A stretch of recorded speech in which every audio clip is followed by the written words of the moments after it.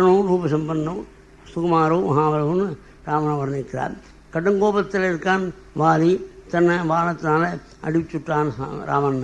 ஆனால் தொம்னா ராதிபதே புத்திரா பிரசிதா பிரதர்சனா, உன்னை பார்க்க பார்க்க ஆனந்தமாக இருக்கிறா அப்படின்னு அப்போ ஒரே மாதிரியான ஆனந்தத்தை கொடுக்கக்கூடியது பரமாத்மஸ்வரூபம். பாக்கியெல்லாம் ஒரு காலத்தில் ஆனந்தமாக இருக்கும், ஒரு காலத்தில் கஷ்டமாக இருக்கும். இதை வந்து மகாத்மான இந்திரனை மிருத்தம் தாக்கிறதுக்கு வந்தான். கொடுத்த அறையில் இந்திரன் கையில் கூட வஜ்ராயுதம் வேணும். உடனே வெக்கப்படுறான் இந்திரன். ஏண்டா வெக்கப்படுற?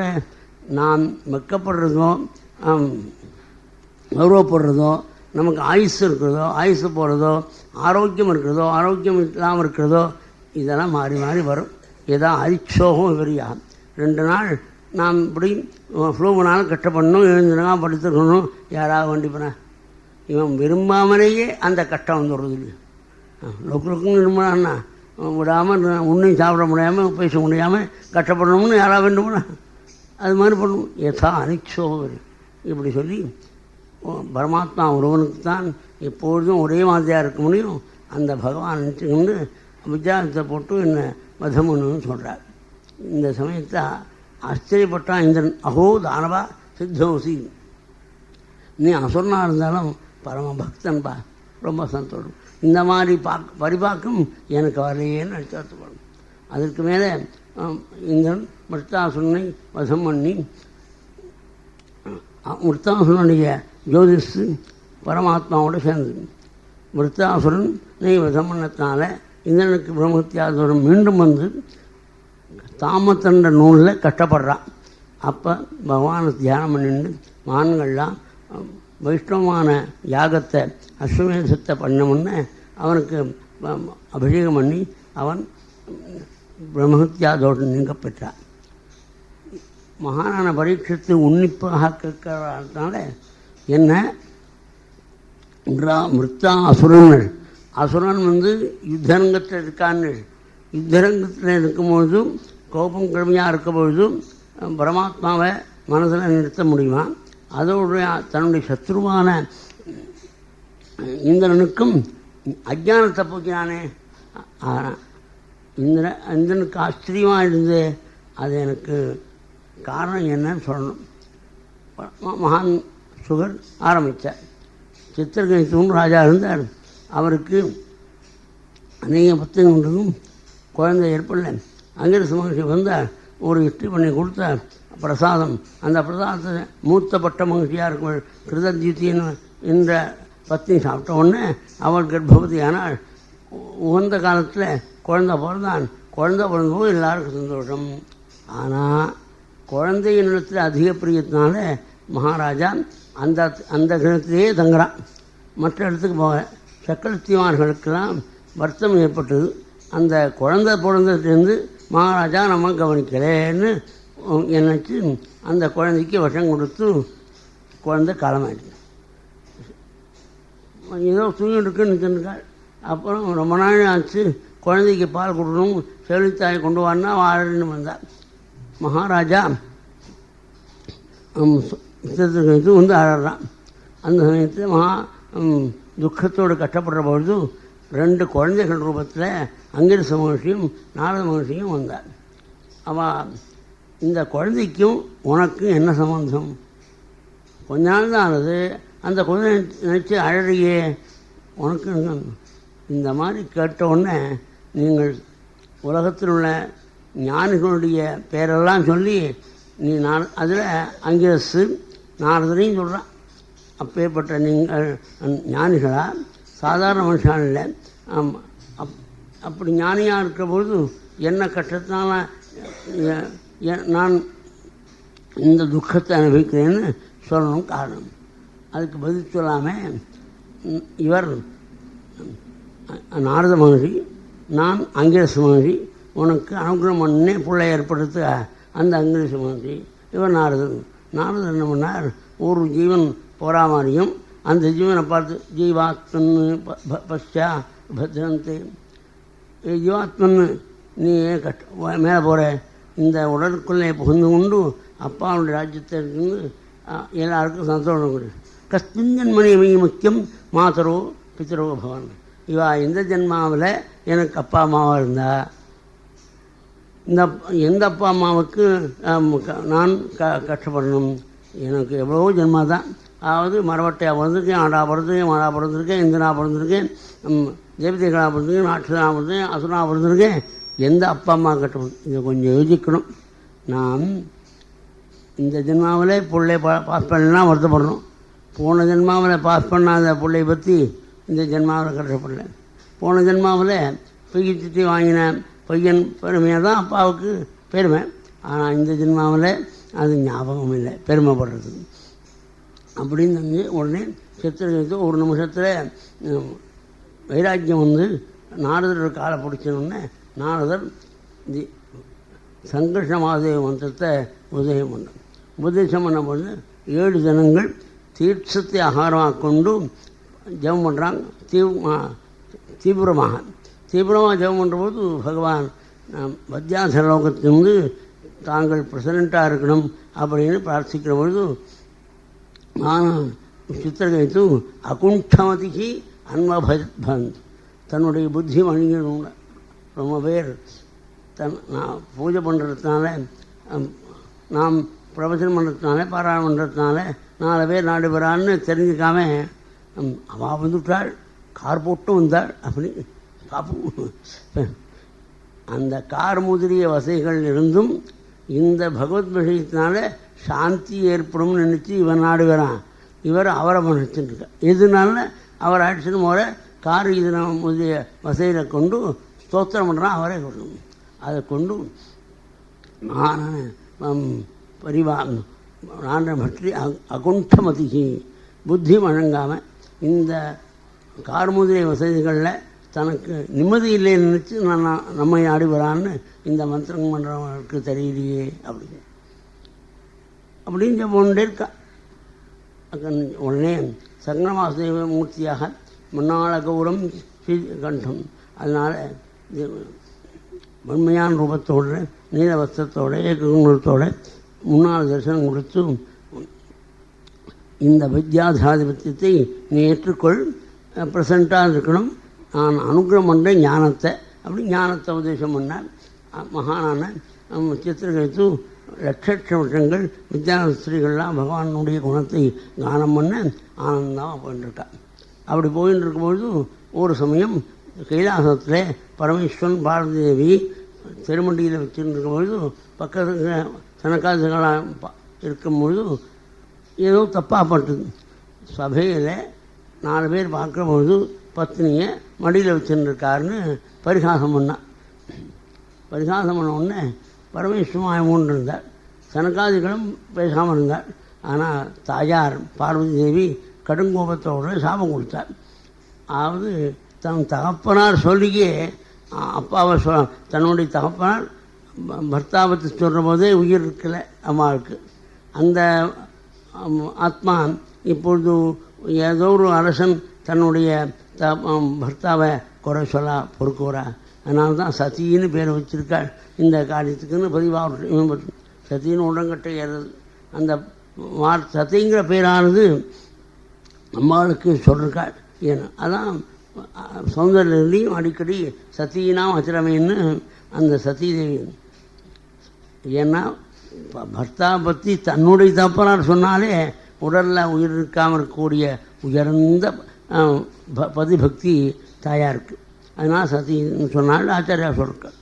அந்த சத்திதேவி இப்பொழுது சித்திரத்தை பார்த்து சமைக்கிறாள், நீ அசுரனா பிறக்க. உடனே கேள்விங்க இவன் மகா ஞானி பக்தனாக இருக்கிறவன் காமிக்க. சொப்னத்தில் 10 கோடி ரூபாய் கிடச்சி, இன்னொருத்தருக்கு 10 அடி விழுந்து, அதாவது 10 அடி விழுந்ததுக்கு 30 காட்சியாக அடிக்கணுமா? அது இல்லை. 10 கோடியை கொண்டு எந்த பேங்க்லேயோ இன்வெஸ்ட் பண்ணணும்னு கஷ்டப்படணும். அட்வர்டைஸ்மெண்ட்டை பார்த்து கஷ்டப்பட வேண்டியது. அவன் கஷ்டாபகா கோரும் அனுகிரகம். சாபம் என்னது எது அனுகிரகம் ரெண்டும் ஒன்று தானே. இது எனக்கு நரக்கம் ஒன்று தான், சொர்க்கம் ஒன்று தான். நமஸ்காரம் பண்ணது சாபத்தை விடுவிக்கிறதுக்காக இல்லை. இப்போ நமஸ்காரம் ஏன் பண்ண நான் ஏதோ தப்பாக பேசிவிட்டேன்னு உங்களுக்கு எண்ணம் இருக்கே, அந்த காரியத்தை மன்னிக்கிறதுக்காக நமஸ்காரம் பண்ணிட்டேன். அஜாச்சித் சாபமோக்ஷா, ஒவ்வொரு உபாக்கியானத்தையும் எது முக்கிய கருத்துன்னு எடுத்து சொல்கிற மகான் பட்டது. அஜாச்சித் சாபமோக்ஷா, சாபம் ஏற்பட்டால் அதுக்கு விடுதலை ஏறணும்னு எல்லாரும் ஆசைப்படுவா.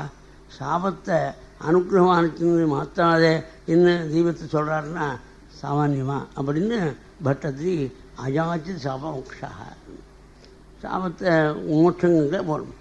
மகானா பரமேஸ்வரன் தேவி பார்த்து சொல்கிறாள், ஜட்டவத்து சிஸ்ரோடி நீ பார்த்தியா மகான்களுடைய நிலைமை? பகவானிடத்தில் பக்தி வந்ததுன்னா அவள் எப்படி இப்போ சொர்க்காபவர்க்க நெருக்கேஷு அப்படி சொல்லி அர்த்தது. சொர்க்கம் நரகம் மோட்சம் எல்லாம் ஒன்றுதான். அவள் யாரையும் நம்பி உயிர் வாழ்றா நிற்க மாட்டா. பின்ன எதை நம்பி வாழ்றா? வாசுதேவி பகவதி பக்தி முத்துகதாம்னா ஞான வைராக்கிய வீதியானாம் நேகஸ்தித் ஜபாஸ்ரயா.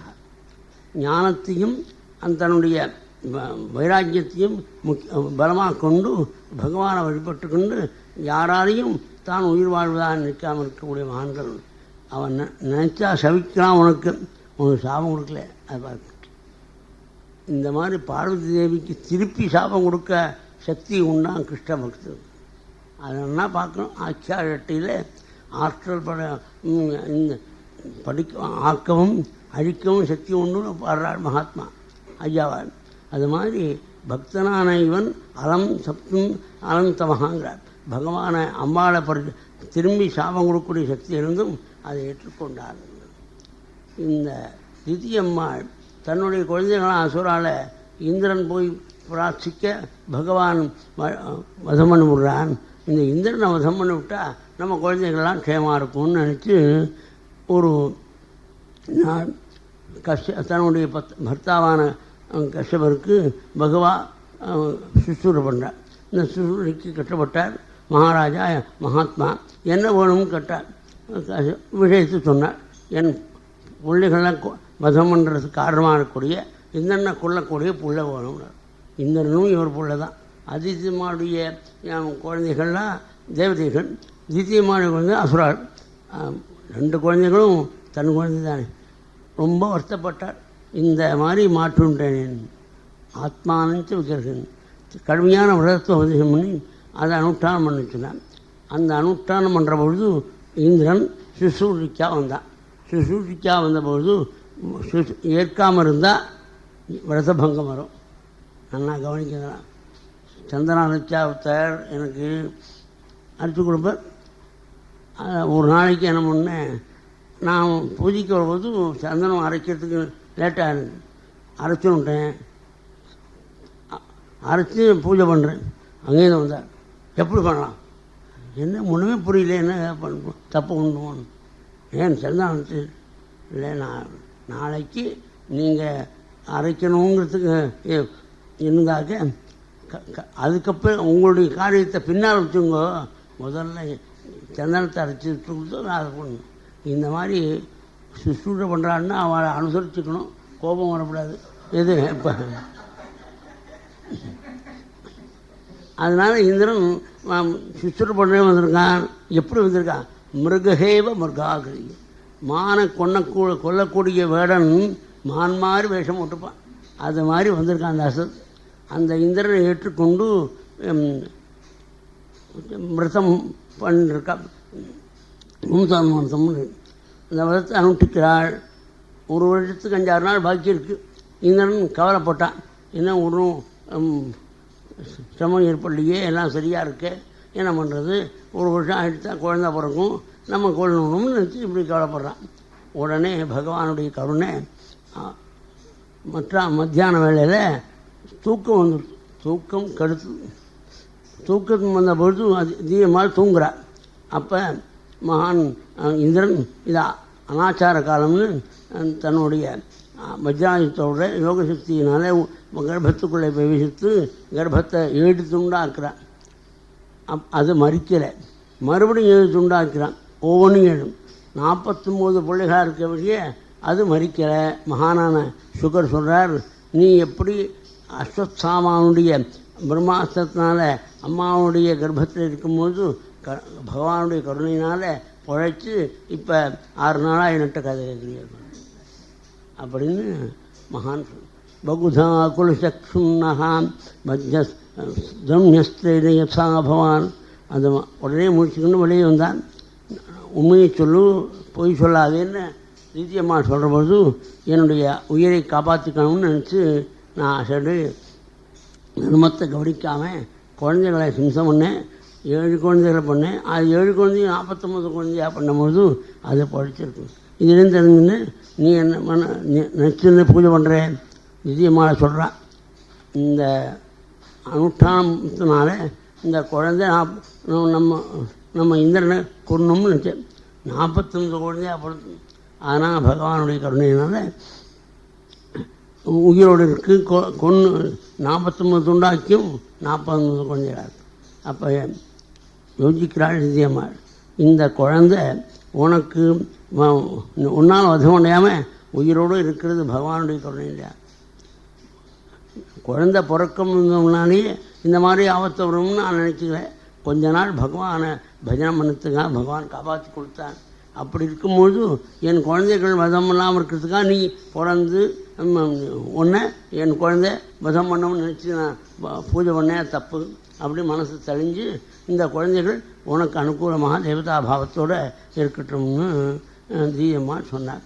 மங்களம் ஒருத்தாம் ஜன்ம அப்படின்னு இந்த சப்தமத்துக்குள்ளே உற்பத்தி பரமங்கலத்தை கொடுக்கும்னு ஆச்சாரியா தற்கட்டினாள். அதுக்கு மேலே யஜாஸ்கந்தம் ஆரம்பம். மகாத்மாவான சுகாச்சாரியா நாரதனுடைய முன்னிலை ஜன்மசூத்திரம் இந்த சிவபாலபதத்தை பார்த்து ராசு யாகத்தில் அக்ர பூஜையில் கடுமையான கோபத்தை அடைந்து இவனுக்கு போய் அக்ர பூஜை பண்ணுறேன்னு கண்டிப்பாக பேசுவோம்.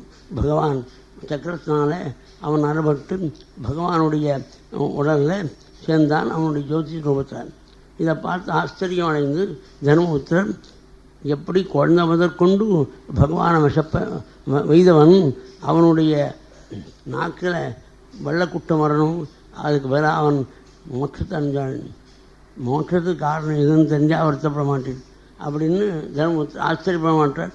இப்போ ஆச்சரியப்படுறது எதனால? மோட்சத்துக்கு காரணம் எதுவும் தெரியல.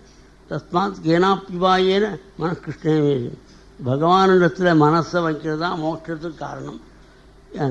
எப்படி கம்சாதிகள்லாம் பயத்தினால பகவானிடத்தை எப்போதும் மனசு வைத்தார். கோபிகள் ஆசையினால் வச்சார்.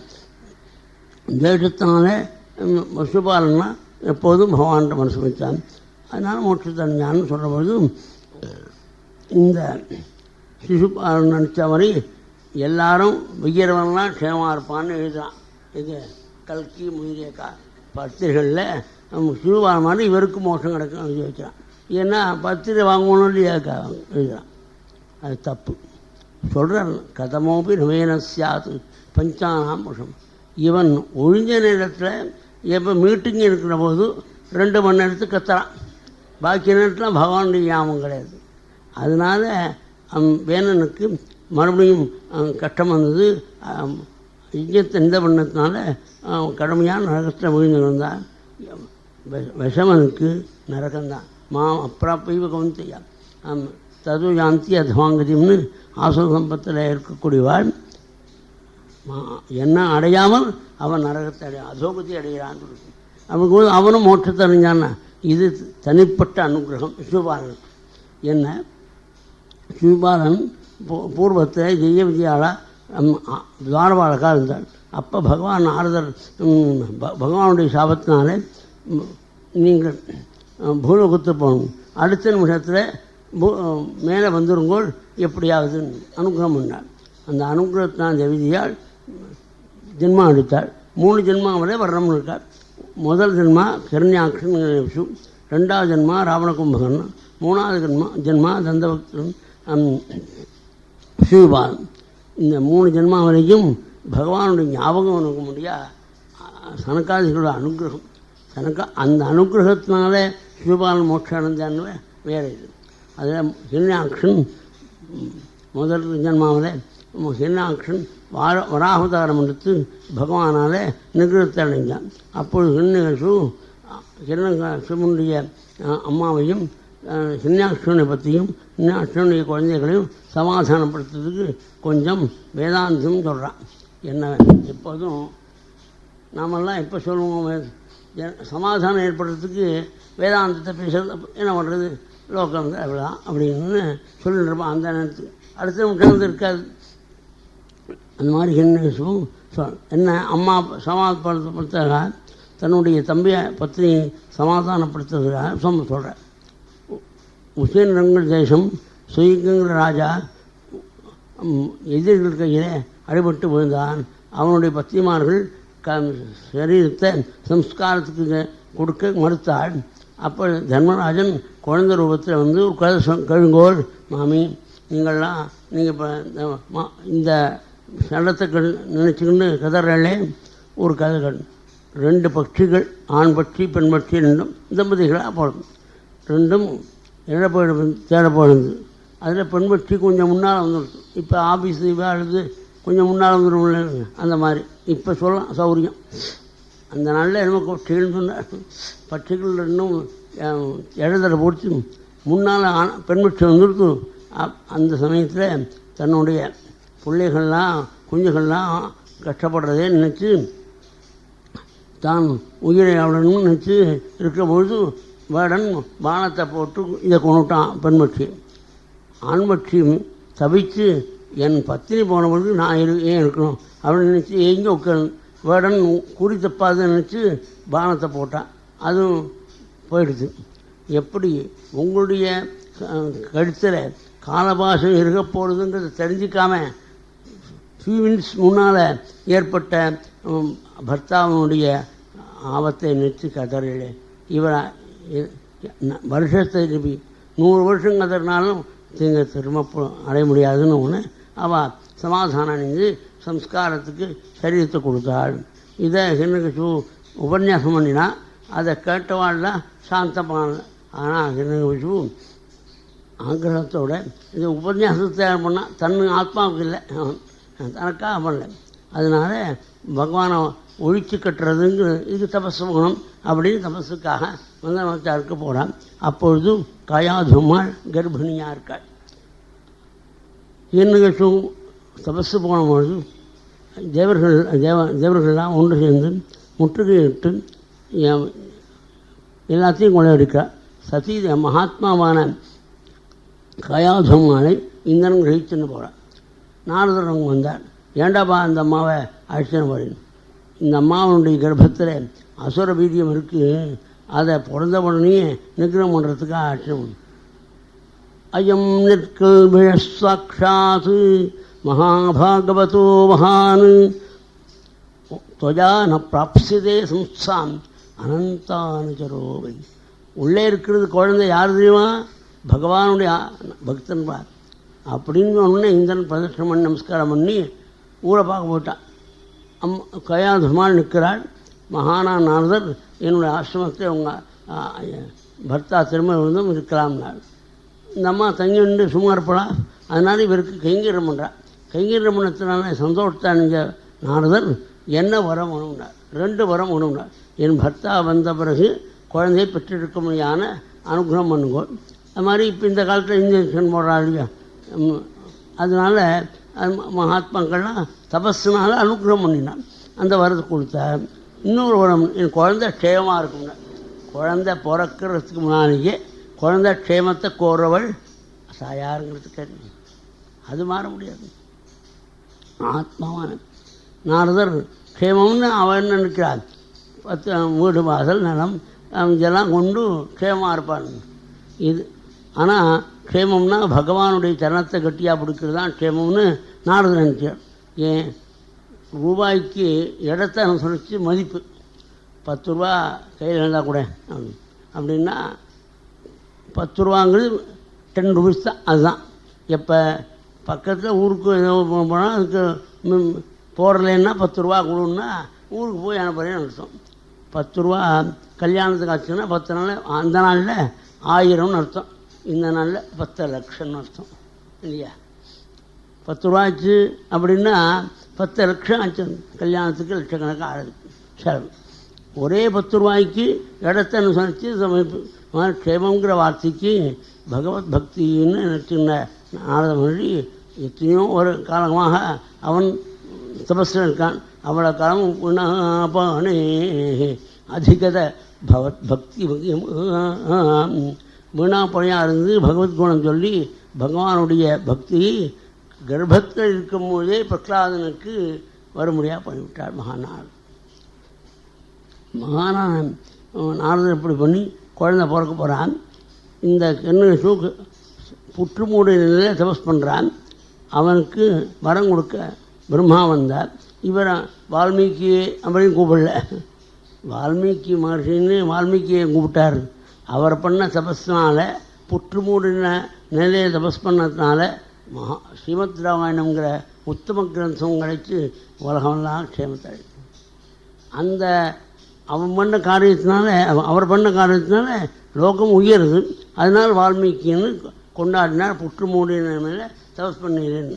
இவன் பண்ண தபஸ்னால என்ன ஆகுது, உலகமெல்லாம் அலற போகிறது, கஷ்டப்படப்படுறது. அதை கொண்டாடப்படாதுன்னு வால்மீகின்னு இவனை சொல்கிறேன்.